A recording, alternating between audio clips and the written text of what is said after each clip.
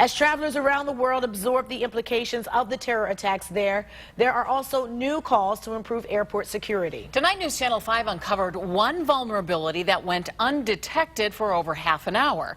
News Channel 5's Homa Bash is live at CLE-Hopkins International Airport to tell us more.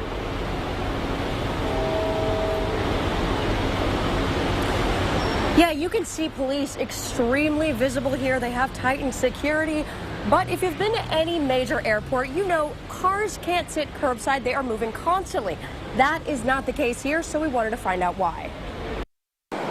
Flying on the day of a terror attack, no matter who you are or where you're going, security dominates the conversation. Everyone is on alert. From Dallas to Miami to right here at CLE-Hopkins, airports across the globe tightened security measures today. With more than 800 security personnel here every single day, Hopkins even added additional uniformed officers and plenty of police canines. But as national security expert Tim Dimmoff points out, terror doesn't always happen past the checkpoints. If they can get near large crowds of people, and there's large crowds of people from curb to security, and that's where we really need to tighten up. One of the largest crowds here is right outside baggage claim, passenger pickup. You see at least 3 police officers patrolling constantly, but we wanted to see if it was enough. So we parked right in front of the airport, set up a GoPro, and waited. And waited and waited. 30 minutes later, we're still here, moved up to the front of the pickup line, but allowed to park and wait.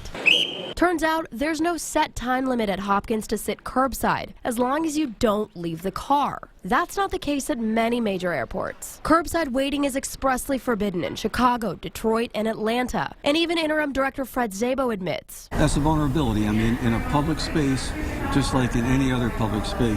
But for some passengers, security failure or not, it's actually a convenience they're not sure they want to give up. It's tough to decide because it is so convenient, but at the same time, maybe safety should be first. These guys are walking up and down several times, and I'm certain and confident that they would spot things, something out of the ordinary, and move it along. Now, if you leave your car unattended outside the airport for any amount of time, you will get ticketed, and per federal guidelines, you will get towed. So you cannot do that, even though, like we mentioned, you can park here for any amount of time if you don't leave your car. We'd also checked with other transit, RTA and Amtrak. They say they've been on heightened security protocols since 9/11. Live at Hopkins, Homa Bash, News Channel 5.